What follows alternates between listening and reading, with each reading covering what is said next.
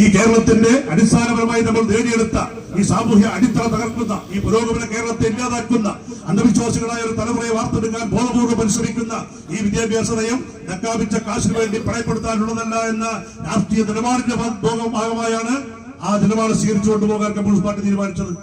ഈ രാജ്യം നേടിയെടുത്ത പുരോഗമനപരമായ കാര്യങ്ങളെല്ലാം പൂർണ്ണമായി നിരാകരിച്ചുകൊണ്ട് ഗവൺമെന്റുമായി BJP-യുമായി നിങ്ങൾ ഇവിടെ പ്രചരിപ്പിച്ച ഒരു ഇടപാടുമില്ല എന്ന് വ്യക്തമാക്കി. എന്നാൽ ആ പ്രശ്നം നടക്കുമ്പോ നിങ്ങളുടെ നിലപാടെന്തായിരുന്നു?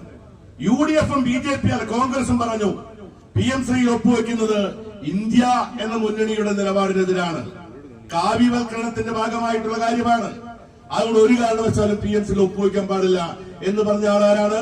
ഇവിടുത്തെ കുഞ്ഞാലിക്കുട്ടി, PK കുഞ്ഞാലിക്കുട്ടി പറഞ്ഞിട്ടില്ലേ? ശിഹാബ് തങ്ങൾ പറഞ്ഞിട്ടില്ലേ? UDF നേതാക്കന്മാർ പറഞ്ഞിട്ടില്ലേ? VD സതീശൻ പറഞ്ഞിട്ടില്ലേ? അതിനെല്ലാം പുറമെ ഈ ഷാജി എന്ന് പറയുന്ന KM ഷാജി എന്ന് പറയുന്ന കോൺഗ്രസ് യൂത്ത് ലീഗ് നേതാവ്, നമ്മുടെയൊക്കെ സുഹൃത്താണല്ലോ, അദ്ദേഹം പറഞ്ഞെന്താ, നിങ്ങൾ ഞങ്ങൾക്ക് വോട്ട് ചെയ്യൂ, ഇവിടെ വർഗീയവൽക്കരണം കാവ്യവൽക്കരണത്തിനെതിരായി പരസ്യമായി യുദ്ധം പ്രഖ്യാപിച്ച മതേതരവാദികളായിരിക്കുന്ന എല്ലാ പ്രസ്ഥാനക്കാരും ആഗ്രഹിച്ചത് PM-ശ്രീ വേണ്ട എന്നാണ്. അപ്പോഴാണ് സംശയം ഇടതുപക്ഷം ഒപ്പുവെച്ചിരിക്കുന്നു. ജനങ്ങൾ സംശയമായി. അത് പിൻവലിച്ചതിന് ശേഷം അവർ പറഞ്ഞത് ഞങ്ങൾക്ക് അധികാരം തരൂ, ഞങ്ങൾ ഈ PM-ശ്രീയെ ഞങ്ങൾ എവിടെ എറിയും? അറബിക്കടലിലും ചവറ്റുകൊട്ടയിൽ എറിയും. ഏത് ചവറ്റുകൊട്ടയിലാണ് കിടക്കുന്നത്? ഇപ്പോ നിങ്ങൾ മറുപടി പറയും ജനങ്ങളോട്.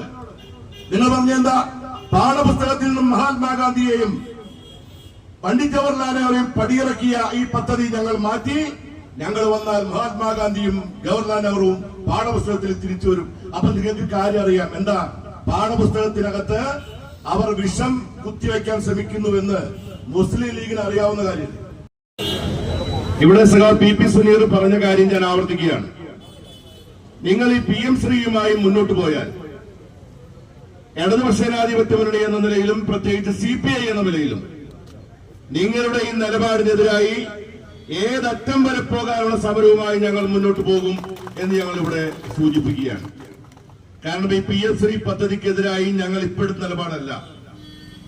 ഇവിടെ ഇപ്പൊ എല്ലാവരും പറയുന്ന ഒരു കാര്യം, നിങ്ങൾ UDF നിങ്ങളിപ്പോ ഈ സമരം നടന്നതിൽ എന്താ അർത്ഥം? കഴിഞ്ഞ ഗവൺമെന്റ് ഒപ്പുവെച്ചതല്ലേ? അതിനകത്തൊരു അർത്ഥസത്യമുണ്ട്. എന്താ അത്? കഴിഞ്ഞ ഗവൺമെന്റ് കാലത്ത് ഇടതുപക്ഷ ജനാധിപത്യ മുന്നണിയുമായി ആലോചിക്കാതെ അന്നത്തെ വിദ്യാഭ്യാസ വകുപ്പിന്റെ സെക്രട്ടറി വാസുകി IAS വിദ്യാഭ്യാസ മന്ത്രിയുടെ അറിവോടുകൂടി ഇതുമായി ബന്ധപ്പെട്ട ഒരു കരാറിൽ ഒപ്പുവെച്ചു എന്നുള്ള സത്യമാണ്. പദ്ധതിയിൽ നിന്നും പിന്മാറിയിരിക്കുന്നു. അവർ ഈ പദ്ധതിയുമായി മുന്നോട്ട് പോകാൻ തയ്യാറല്ല എന്ന് പറഞ്ഞുകൊണ്ട് കേന്ദ്ര ഗവൺമെന്റിന് കത്ത് തന്നിരിക്കുന്നു എന്ന കാര്യം സുപ്രീം കോടതിയിൽ കേന്ദ്ര ഗവൺമെന്റ് തന്നെ വ്യക്തമാക്കി കഴിഞ്ഞാൽ അതിന്റെ അർത്ഥം ഇടതുപക്ഷ ജനാധിപത്യ മുന്നണി ഗവൺമെന്റ് PM-ശ്രീ പദ്ധതിയിൽ നിന്നും പിന്മാറിയിരിക്കുന്നു എന്ന് തന്നെയാണ്. അതിന്റെ അർത്ഥം അത് അടഞ്ഞ അധ്യായമാണ്. അതൊക്കെ അവസാനിച്ചിരിക്കുന്നു.